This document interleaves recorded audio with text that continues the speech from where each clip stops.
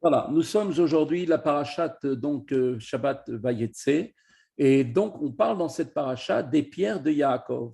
Donc c'est un discours que le rabbi avait fait, faisant référence au départ de notre père Yaakov de Be'er Sheva pour se rendre à Haran. La Torah indique qu'il se rendit dans l'endroit et c'est marqué qu'il passa la nuit là-bas car le soleil s'était couché et donc en plein chemin, le soleil s'est couché, il a pris des pierres de l'endroit où il était. Il était en fait arrivé au mont Moria où il allait être construit plus tard le Beth Amikdash et il a dormi exactement à l'endroit où il allait y avoir le Beth Amikdash. Il a pris des pierres de cet endroit, il s'est marqué et il les plaça sur sa tête. Qu'est-ce que ça veut dire? Pourquoi notre père Yaakov plaça-t-il ces pierres uniquement autour de sa tête? Alors la question se pose. En effet, s'il craignait les bêtes sauvages qui étaient susceptibles de l'attaquer pendant son sommeil, il aurait dû non pas couvrir uniquement la tête, mais entourer tout son corps, également ses jambes. Mais là, en revanche, s'il ne craignait pas, parce qu'il était persuadé qu'Akadosh Baruch Hu le protégerait, comme il lui en avait fait d'ailleurs la promesse, comme il avait dit, voici, je te garderai partout où tu iras. Alors, s'il n'avait pas peur, alors la question se pose, pourquoi a-t-il placé des pierres? Il n'aurait pas dû placer des pierres autour de sa tête non plus, il aurait dû rien mettre du tout. Alors pourquoi il a fait ça? L'explication est donc la suivante. Le rabbi nous dit que quand un juif gagne sa vie, le fait de gagner sa vie est mentionné ici, car c'est l'activité matérielle la plus prenante, au point que nos maîtres la comparent d'ailleurs à un déluge. Et malgré cela, un verset de Shirachirim constate à ce propos, comme on le lit tous les vendredis, les eaux nombreuses, Maïm Rabin lo yichlu que les eaux nombreuses ne pourront jamais éteindre l'amour de Dieu que chaque juif possède en son cœur par le simple fait qu'il est juif. Et donc, il doit donc effectivement, donc, malgré tout, faire front à toutes ces attaques de ce monde matériel, de toutes les tracasseries qui peuvent l'attaquer durant effectivement le fait qu'il est en train d'essayer de gagner sa vie. Et donc, il doit donc investir cette activité uniquement, nous dit le rabbi, quelle est la manière de travailler à la manière d'un juif? On ne doit investir dans cette activité du travail que simplement l'effort de ses mains, mais non celui de sa tête.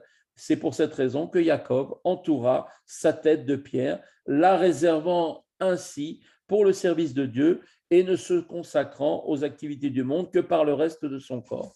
Comme le dit un verset d'ailleurs du Teilim, tu mangeras par l'effort de tes mains, soulignant ainsi là-bas dans le Teilim que l'effort doit se limiter uniquement au niveau des mains, une activité purement physique. En revanche, il ne peut pas être celui de la tête.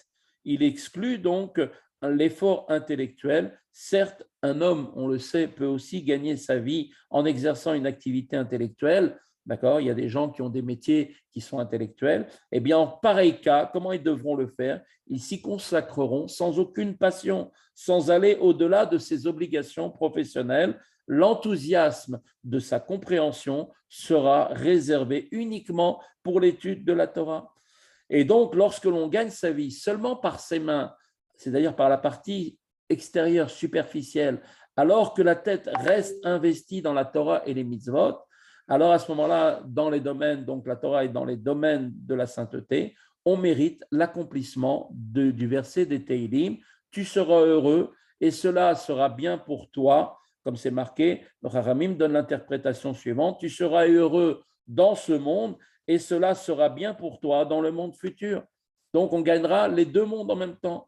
Un homme donc connaîtra le bien à la fois spirituellement et matériellement. Ainsi, le bonheur spirituel du service de Dieu n'aura pas pour effet que Dieu préserve de réduire les bénédictions matérielles de celui qui gagne sa vie de cette façon. Donc voilà l'enseignement que vient nous apporter la paracha, que quand notre père Yaakov quitta Beersheba pour se rendre à Haran, eh bien, il quittait la yeshiva pour aller au travail, si on peut dire, eh bien, il avait bien conscience qu'il lui faudrait aller travailler chez Lavan, l'araméen, donc qui a tout fait pour le ruser, qui est un voleur et tout le reste, afin de gagner sa vie. Et il porta lui-même témoignage d'ailleurs par la suite, quand donc sans même connaître qu'il disait comme ça que jour et nuit, il fit en fait ce travail de jour et de nuit sans même connaître un seul instant de repos. Malgré cela, notre père Yaakov affirma par la manière dont il disposa ses pierres qu'à aucun moment son intellect ne fut investi dans son travail, comme d'ailleurs le faisaient les grands maîtres de la Mishnah, qui pour certains étaient des cordonniers, l'autre était menuisier. Ils prenaient que des travaux qui étaient des travaux en fait manuels. Pourquoi? Pour laisser uniquement les mains travailler de manière complètement automatique, pour garder leur esprit complètement ouvert et consacré uniquement à la Torah, parce que tout en travaillant, ils récitaient des Teilim ou ils disaient des Mishnayot et ainsi de suite. Il savait aussi qu'en chemin, en se rendant à Haran, eh bien, Yaakov savait qu'il pouvait rencontrer des bêtes sauvages. Qu'est-ce que c'est les bêtes sauvages? Eh bien, ce sont les soucis ordinaires de celui qui se prépare à gagner sa vie.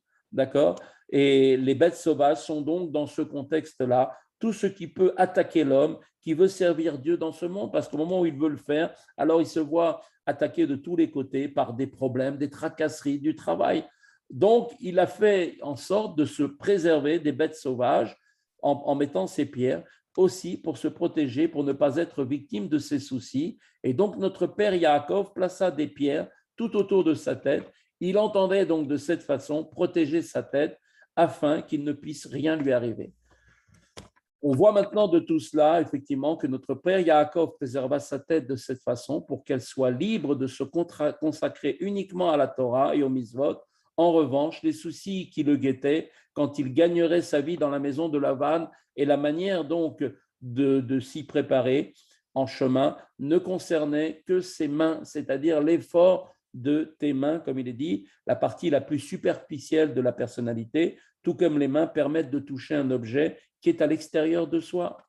Quel est maintenant l'enseignement pour chacun d'entre nous? Il y a bien ici un enseignement pour chacun des Bnei Israël. Lorsque l'on s'introduit dans le monde et que l'on commence à gagner sa vie après avoir fait sa prière en étant allé à la synagogue et après avoir étudié, on doit au préalable s'assurer que sa tête est protégée, qu'elle ne sera pas victime des soucis que peut avoir celui qui gagne sa vie en ce monde matériel. La tête, rappelons-le, doit s'investir uniquement dans la sainteté et la spiritualité. On ne se fatigue pour gagner sa vie qu'avec ses mains. Eh bien, quelle est maintenant pour nous la leçon de cet enseignement? Eh bien, lorsque la tête est protégée de cette façon, les mains et les pieds peuvent alors adopter le comportement qui doit être donc le leur. Et l'on gagnera sa vie d'une manière strictement conforme au Shulchan Aruch. Celui qui s'investit son intellect par l'étude de la Torah n'envisagera même pas, par exemple, qu'une concurrence déloyale soit faite et même pour augmenter ses revenus, il aura conscience que c'est la bénédiction de Dieu qui enrichit et donc il se conformera totalement au Shulchan Aruch. Ses mains feront en sorte que la droite rapproche et que la gauche repousse, comme cela est rapporté dans Shir HaShirim, ce qui veut dire que tout acte de bonté sera réalisé avec la plus grande détermination, comme la main droite le permet, alors qu'un acte de sévérité sera juste ce qu'il doit être, sans aucune vigueur excessive, comme ce qui est accompli de la main gauche. Et un tel homme aura bien évidemment le mérite de recevoir l'assurance qu'il gagnera sa vie de la manière qui convient, de la plus belle manière possible, dans la grande largesse, ainsi qu'il est dit, tu seras heureux dans ce monde et cela sera bien pour toi aussi dans le monde futur. Et très prochainement, qui nous amènera avec toute cette action, ces bonnes actions, cette bonne façon de nous conduire à rapprocher encore plus la venue du troisième Beth Amikdash, la reconstruction du troisième Beth Amikdash et la venue du Mashiach qui, si Dieu veut, nous amènera à cette nouvelle vie que nous attendons avec impatience. Voilà, en attendant à tous, Shabbat Shalom. Je vous souhaite une... Shabbat Shalom.